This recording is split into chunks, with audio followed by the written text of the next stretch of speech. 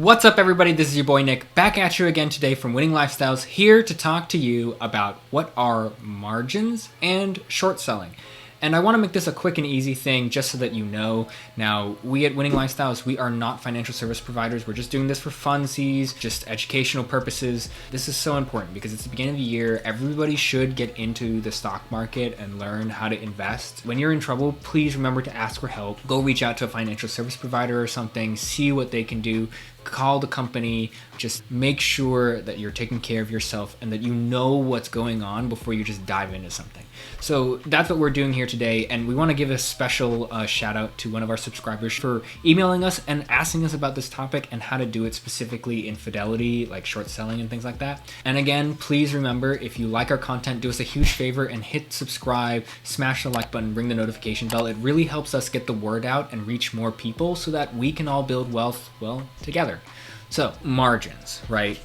What margins are is you are borrowing shares. Of course, when you're borrowing shares, it's not like it's free or anything. It's going to cost you money. And the interest rates are pretty high. You should look it up based on your brokerages. They range anywhere from 4% up to like 20%. I know it's crazy that some brokerages actually charge you an arm and a leg just to borrow either money to buy shares or to borrow the shares themselves. So that's all it means when you've enabled margins. And I'm going to tell you this right now.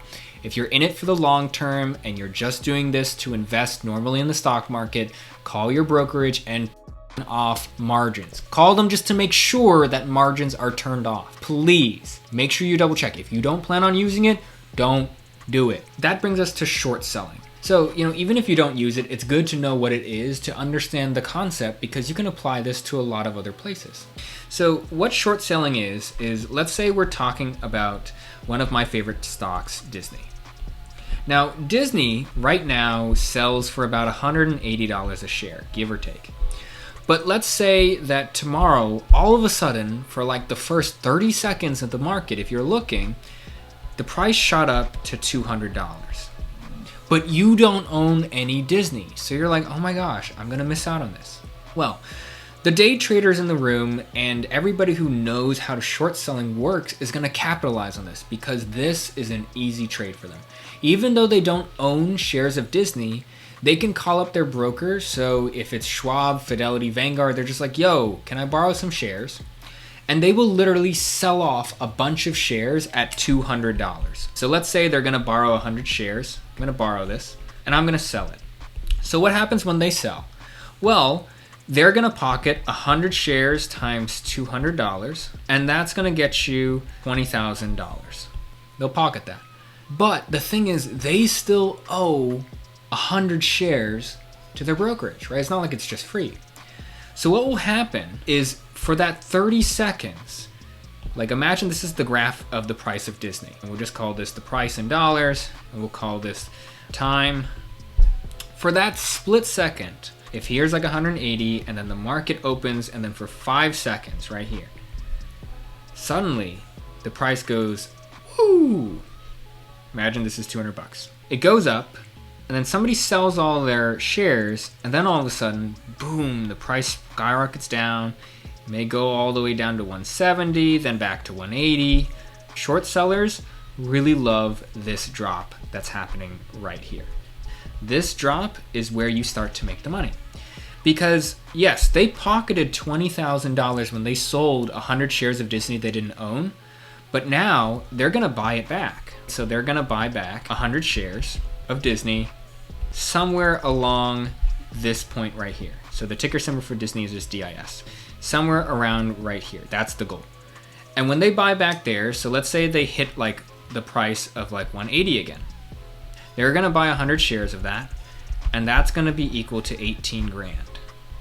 Well, now all they need to do is be like, hey, Fidelity, Schwab, Vanguard, here's the 100 shares of Disney that I owed you, but it only cost them 18,000.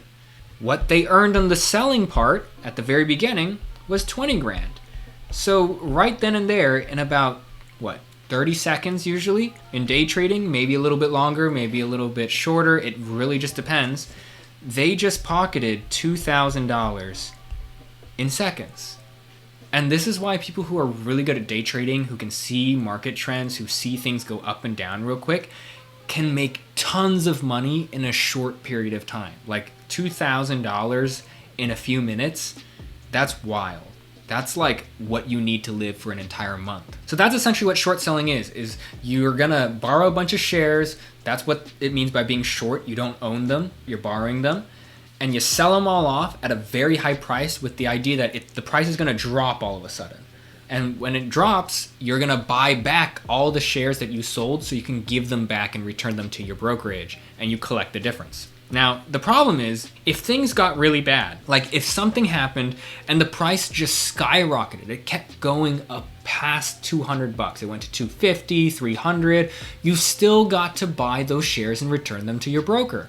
So when you're on margin, you have to have the cash to buy that, or you're gonna get charged interest on every single dollar you own. So that's gonna be like a lot.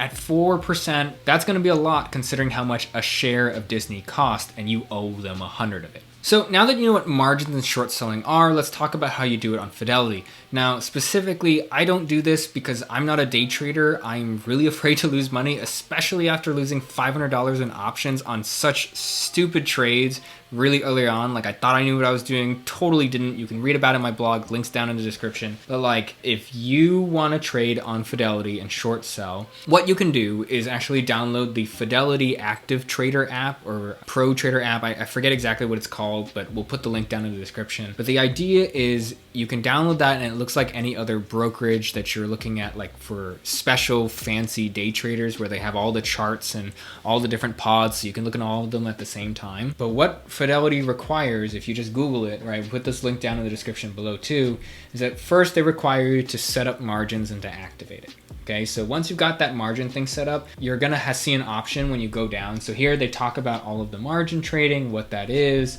right? And then they talk about what short selling is.